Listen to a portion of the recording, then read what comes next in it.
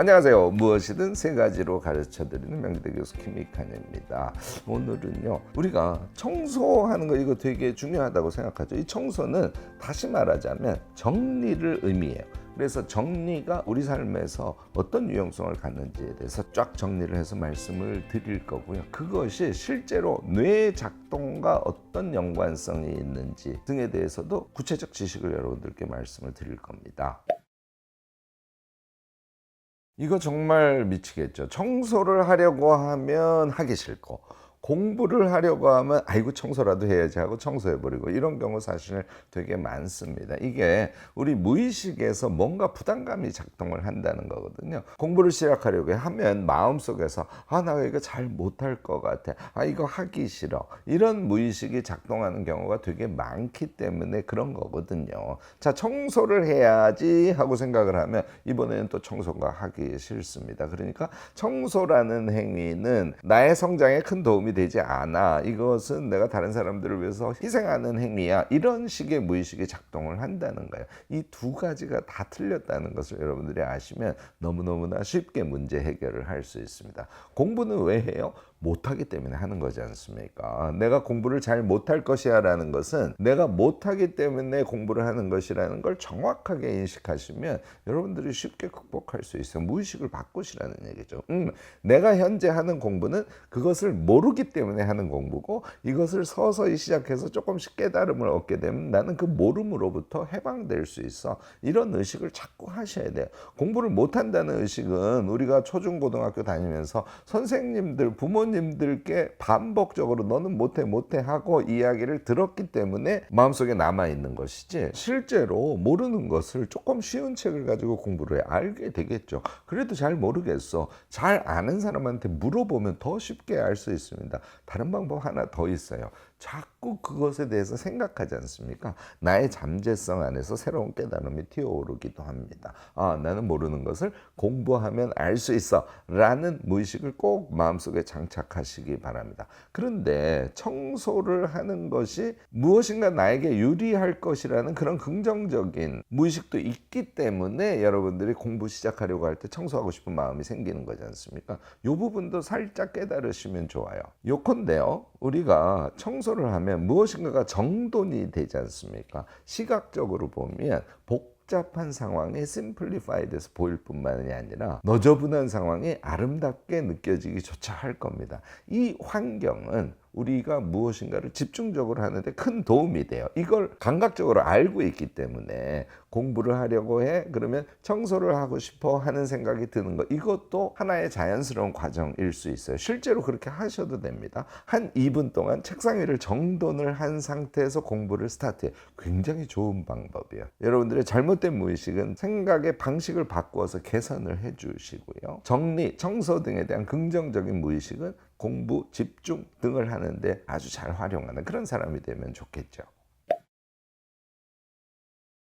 본래 뇌는요, 자극 무시 메커니즘이라는 것을 딱 장착을 하고 있어요. 이거는 그냥 태어나면 본성적으로 우리 몸에 붙어있는 능력이라고 합니다. 그러니까 이런 거죠. 아주 복잡한 그림을 보지 않습니까? 그러면 복잡한 그림을 자기식으로 단순화시켜서 그 복잡성을 무시할 수 있는 그런 작용이랄까, 그런 뇌 활동이 자연스럽게 일어난다는 것이죠. 다만 이러한 뇌 활동을 하는 것은 뇌의 에너지를 집중적으로 사용하는 활동이라고 볼 수 있습니다. 청각적으로 아주 복잡한 그런 소리가 들려, 아주 불쾌한 소리야, 이것도 무시하려고 하는 뇌의 근본적인 메커니즘이 작동은 하는데, 그것을 하려고 하면 뇌에 부담이 가는 것이죠. 이렇게 시각적으로 복잡한 상황, 청각적으로 불쾌한 어떤 소리, 이런 것들이 있으면 당연히 뇌가 그것을 단순화시키는 작업을 하려고 하기 때문에 집중력이 떨어질 수밖에 없어요. 뇌가 다른 데 사용이 되니까,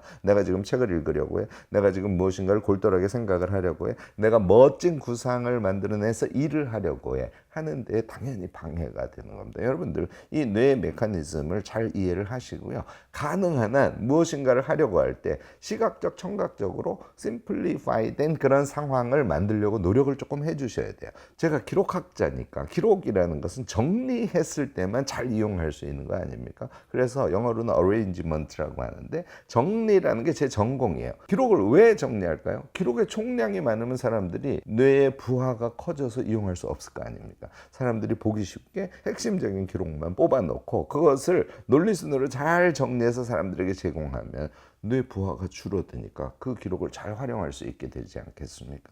얘를 일상생활에 그대로 적용할 수 있다는 것이죠. 공부를 하기 전에는 어떻게 한다고요? 내 시각에 들어오는 그 복잡한 상황을 단순화시키는 노력, 다시 말해서 청소하고 정리하고 이런 것들을 해놓으면 훨씬 더 공부를 잘 하실 수 있고요.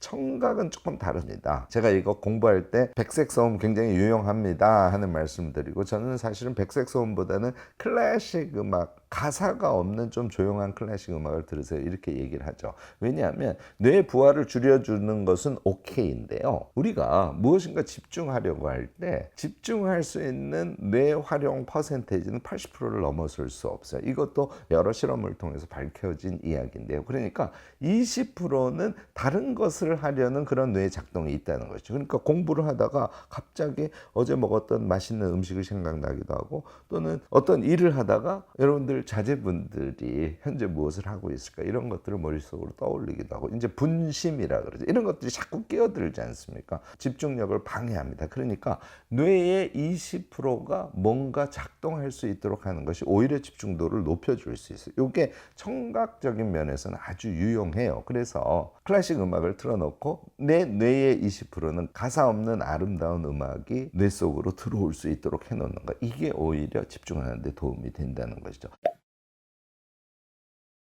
우리가 정신작용으로 자신을 편안하게 만들어주는 것은 명상이라든지 고도의 기법이 몸에 착 붙었을 때만 가능한 거예요. 그런데 몸을 움직여주고 심지어는 땀을 흘리고 이러지 않습니까? 그게 우리의 몸 전체를 활성화시켜주고, 그러니까 일상적인 용어로 말씀을 드리자면 찌뿌둥한 상태를 막아주거든요. 그래서 우리가 무엇인가 자기를 잘 보듬어주고 위안해주고 힐링시켜주려고 할 때 몸을 움직이는 게 아주 기가 막힌 방법입니다. 실제로 스트레스가 막 꽉 찼을 때 여러분들, 특히 여성분들 뭐 하시는 분들 많으세요? 네, 설거지 쿵쾅쿵쾅 하면서 설거지를 하고 나면 설거지 하는 과정에서 그 흥분된 아주 불편한 마음 같은 것들이 조금 가라앉는 그런 경험들을 하시죠. 청소 대표적입니다. 사실 청소를 자기 힐링의 수단으로 쓰시는 분들 되게 많으세요. 저도 그렇습니다. 뭐가 좀 잘 안 돼, 그리고 마음이 되게 무거워, 그러면 집 청소를 깨끗이 하고 나면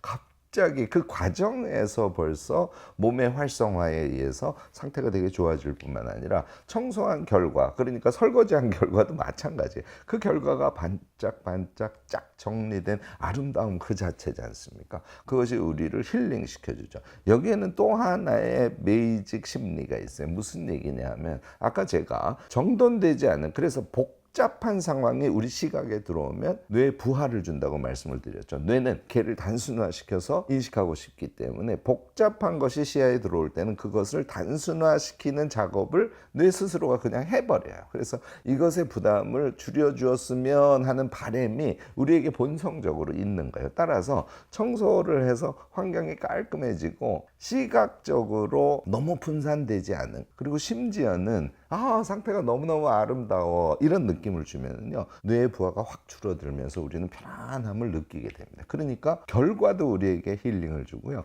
과정도 우리에게 힐링을 주기 때문에 우리가 힐링을 하려고 할 때 청소를 한다든지 이런 행위를 하는 것이에요. 정리의 세 가지 요소에 대해서 말씀을 드리겠습니다. 우선은요, 물리적 정리가 굉장히 중요해요.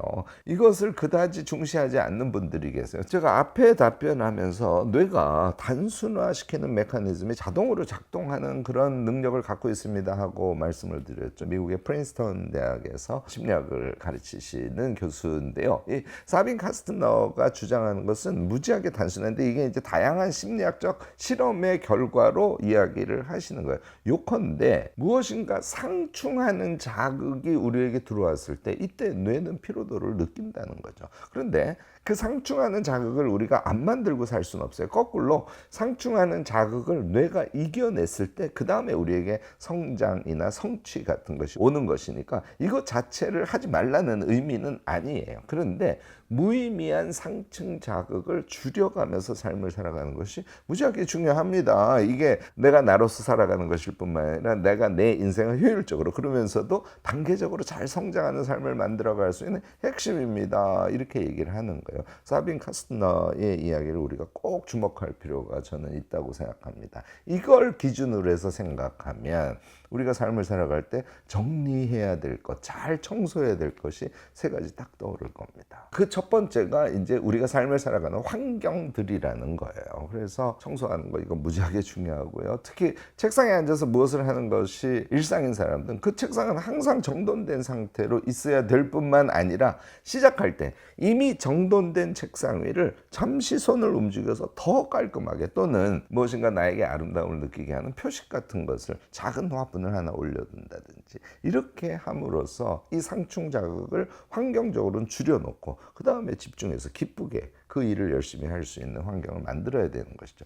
집 마찬가지고요. 내가 돌아다니는 곳, 사무실도 있을 거고요. 내가 좋아하는 카페도 있을 거고 이렇게 우리가 삶을 살아갈 때 우리에게 공간적으로 주어지는 환경들을 잘 정돈되고 잘 청소되고 아름다움이 잘 빛나는 그런 상태로 만들어 놓고 삶을 살아가려고 여러분들 노력하시기 바랍니다. 이게 굉장히 중요한 한 축이고요. 그다음에 두 번째는 우리의 생각이에요. 생각이 정돈이 되어 있지 않으면 그러니까 생각이 청소되어 있지 않으면 여러분들 삶을 살아가기가 되게 쉽지가 않습니다. 요컨대 자기다운 것을 실행하려면 생각이 그냥 복잡하게 있으면 그렇게 할 수가 없어요. 실행으로 생각이 연결되지 않으니까. 그래서 제가 마인드박스 같은 것을 아주 중시하는 겁니다. 제가 새로 낸 책 마인드박스도 꼭 참조를 해보시기 바라고요. 무슨 얘기냐면 우리 마인드라는 건 무지하게 복잡하게 존재하거든요. 아주 넓은 바다에 엄청난 양의 액체처럼 우리의 마인드가 존재하는 거예요. 그 안에는 감정도 있고 생각도 있고 어떤 기억이라는 세계도 존재하죠. 이것을 필요한 수준에서는 하나의 틀처럼 여러분들이 정리하고 계셔야 돼요. 제가 특히 강조하는 것이 우리가 인생을 살아갈 때 꼭 고려해야 될 중요한 그런 주제들이 있습니다. 제일 대표적으로 내가 주체적으로 살 거야? 아니면은 구조가 작동하거나 세상이 나에게 요구하는 것을 수용하고 살 거야? 이것에 대한 자기의 생각이 정리가 돼 있어야 되고 또 예를 들어서 소비 이런 거 엄청 중요하잖아요. 우리가 삶을 살아가면서 소비가 차지하는 비중이 엄청 크죠. 소비에 대해서는 나는 이런 생각의 틀을 갖고 있어.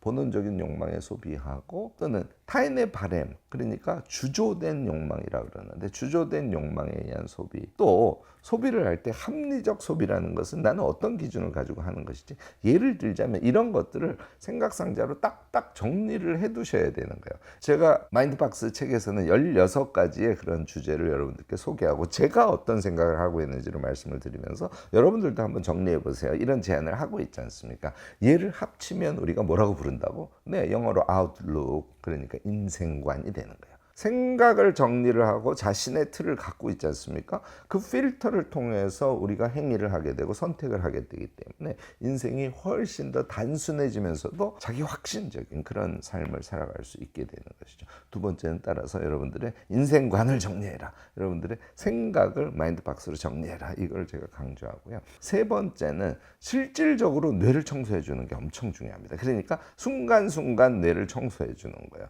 여러분들 공부하기 전에 제가 꼭 쉼의 시간을 갖고 공부를 하세요. 일을 하기 전에 꼭 쉼의 시간을 갖고 일을 하세요. 꼭 쉼의 시간을 갖고 글을 쓰세요. 이렇게 강조합니다. 이건 무슨 얘기냐면 쉼의 시간에 잠시 뇌를 쑥 비워주는 거예요.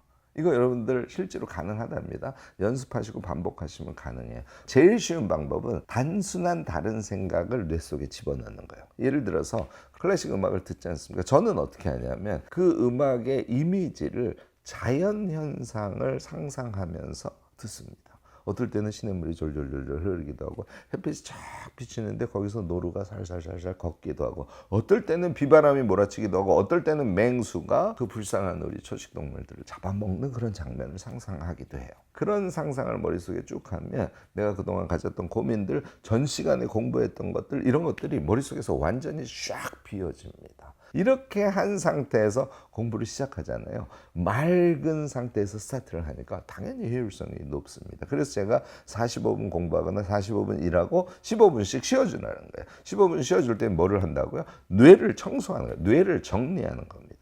자, 우리의 환경을 정리하고요. 우리의 생각의 틀 자체를 큰 틀에서 먼저 정리를 해서 모든 판단과 실행의 어떤 플랜 같은 것들을 효율화, 단순화시키고요. 실제로 실행을 할 때는 뇌를 살짝 비워줘서 뇌를 청소해 주는 것이죠. 그것에 의해서 여러분들의 퍼포먼스의 어떤 능률이랄까, 이것을 극대화하면서 삶을 사시는 것이 엄청 저는 중요하다고 생각합니다. 이게 정리와 청소의 기본 철학이에요.